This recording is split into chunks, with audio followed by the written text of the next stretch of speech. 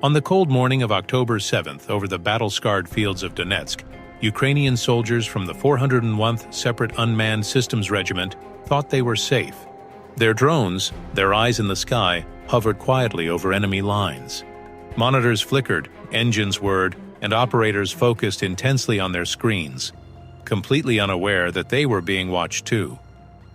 Somewhere miles away, a Russian reconnaissance unit had already locked eyes on them, invisible, patient, and waiting.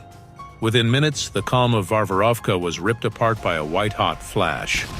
An Iskander-M ballistic missile descended from the stratosphere, striking the heart of the drone regiment's position with surgical precision. The explosion was colossal, a single blinding eruption that vaporized everything within 100 meters. What was once a field command post was now a smoldering crater. And that was just the beginning.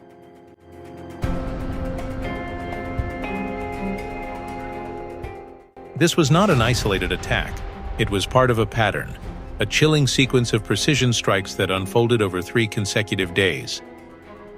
On October 4th, Baromlya, Sumy region, a Russian Iskander-M struck the deployment site of Ukraine's 119th Territorial Brigade. The attack followed a familiar pattern. Reconnaissance drones silently scanned the area, confirmed the Ukrainian troop presence, relayed coordinates, and within moments, an Iskander was launched. Seconds later, the missile obliterated the entire deployment zone. The fireball was so massive it was visible from kilometers away through Russian aerial reconnaissance footage. The aftermath?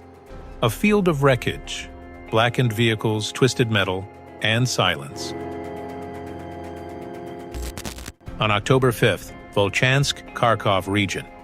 2 days later, Russian forces struck again, this time targeting a building housing soldiers from the 57th Motorized Brigade of Ukraine. According to multiple frontline channels, at least 40 soldiers were inside when the Iskander-M hit. The building erupted into a massive fireball, the blast wave flattening nearby structures. The inferno that followed left little behind, only charred walls and debris. Local sources confirmed the strike was instantaneous, devastating, and precise. On October 7th, Varvarovka, Donetsk region.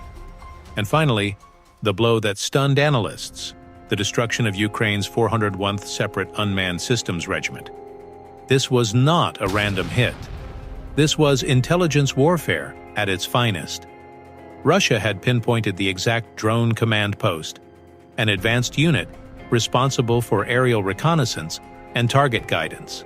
Within seconds of detection, the coordinates were fed to an Iskander-M launcher. Moments later, that entire unit, men, drones, and equipment, was wiped from existence.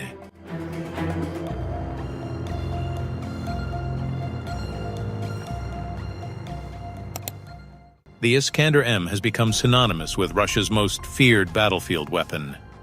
A short-range ballistic missile system with a range up to 500 kilometers, the Iskander-M can deliver 480 to 700 kilograms of high-explosive or cluster warheads.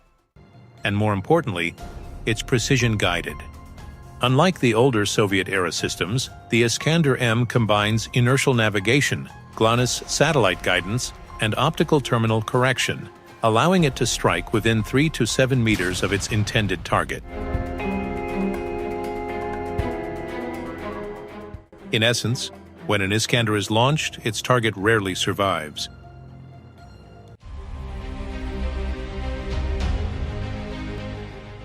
What truly elevates these strikes isn't the missile, it's the system that guides it.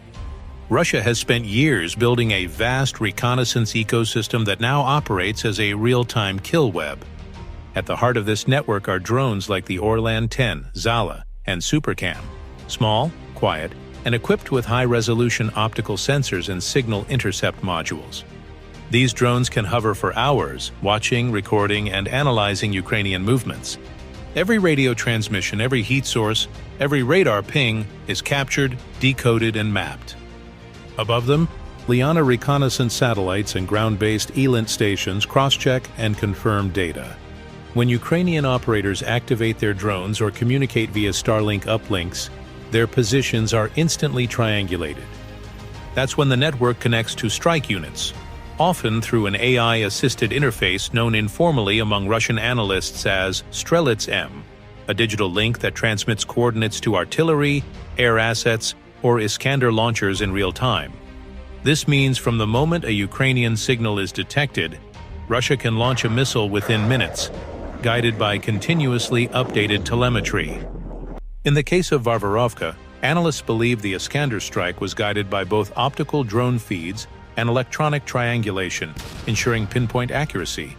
It's a system that NATO intelligence officers are now calling Russia's ghost eye because once it sees you, you simply vanish. But perhaps the most shocking came on October 18th, when Russian forces struck a major Ukrainian drone launch site, a hub believed to coordinate drone attacks across several front lines. 2 Iskander-M missiles, one after another, targeted the facility with precision, destroying as many as 65 Lyuti-class, cruel, unmanned aerial vehicles, 5 launchers, 4 trucks, and killing around 30 Ukrainian soldiers. The loss of this drone base is catastrophic for Kyiv's drone warfare campaign. The Lyuti drone, known for its ability to carry explosive payloads deep into Russian territory, had been one of Ukraine's most effective weapons in asymmetric warfare. With its launch site reduced to ashes, Ukraine's ability to coordinate drone raids suffered a serious blow.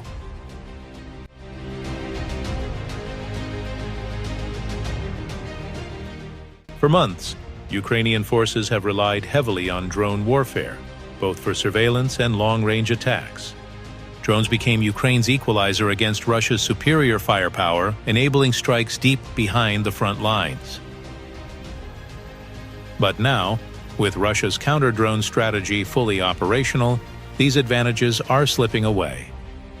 The Iskander strikes have shown that Russia can detect, track, and eliminate drone operators faster than they can relocate. Destroying launch points and crews not only eliminates current drone waves, it disrupts the entire production and coordination cycle, forcing Ukraine to rebuild its drone networks from scratch. Each destroyed crew represents months of specialized training lost. Each burned drone depot represents tens of millions of dollars and countless tactical possibilities, gone in seconds. NATO must take note that short-range ballistic missiles, SRBMs, like Iskander-M, are battlefield relevant, not just strategic weapons. Until now, that's all for today, and thanks for watching.